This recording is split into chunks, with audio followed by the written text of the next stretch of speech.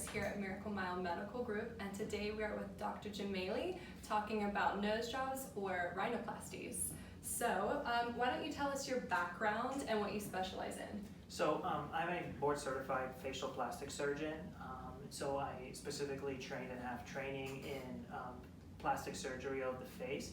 And one of the things that obviously are very common and we do often is rhinoplasty or nose surgery. And that includes surgery of the nose for breathing and for cosmetic changes.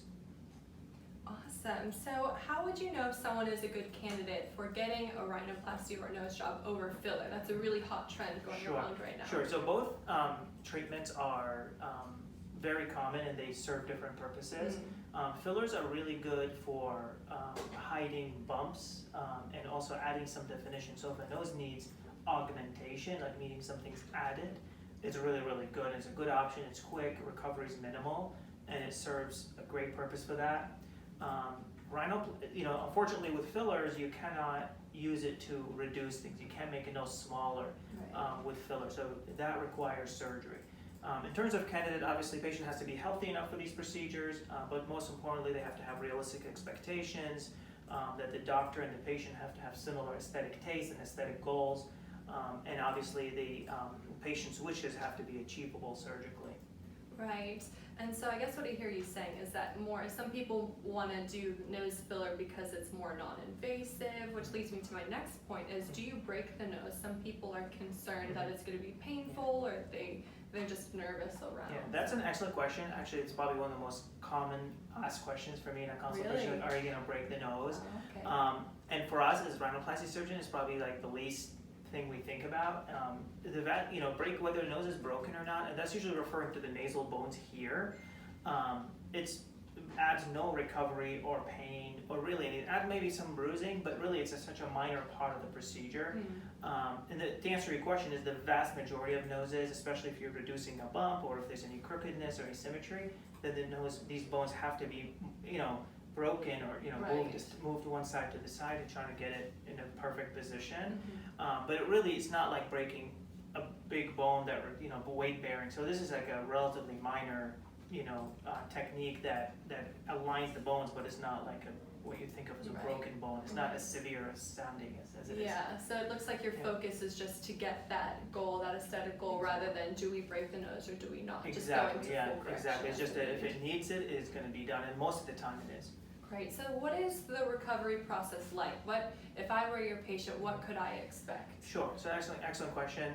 Recovery is probably the things that gives anxiety to patients the most. So usually I tell people that the first 2 days are kind of the roughest 2 days. People are a little bit congested, everything is new, they're kind of adapting to a little bit of soreness. I have a lot of patients that don't need any strong pain medications in rhinoplasty, they just take Tylenol. But a lot of people do need pain medication maybe the first day or two. After 2 days, people feel pretty well. They really don't have a lot of pain, they don't need strong pain medicine.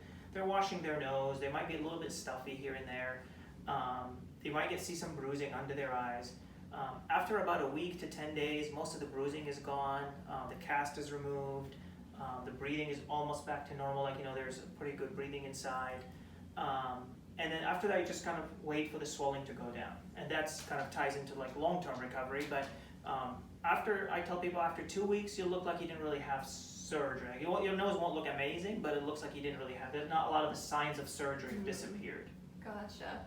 Okay, well then, I know you mentioned the long-term kind of effects. Could you touch on that a little bit more? Right, so that's what a lot of people are, we counsel patients for patients because rhinoplasty results, we always tell patients it's a year process to see the final result, and sometimes even longer. By the first 2 weeks, it looks like you had surgery, then that signs are gone, but then the first 2-3 months is when you really start to like it.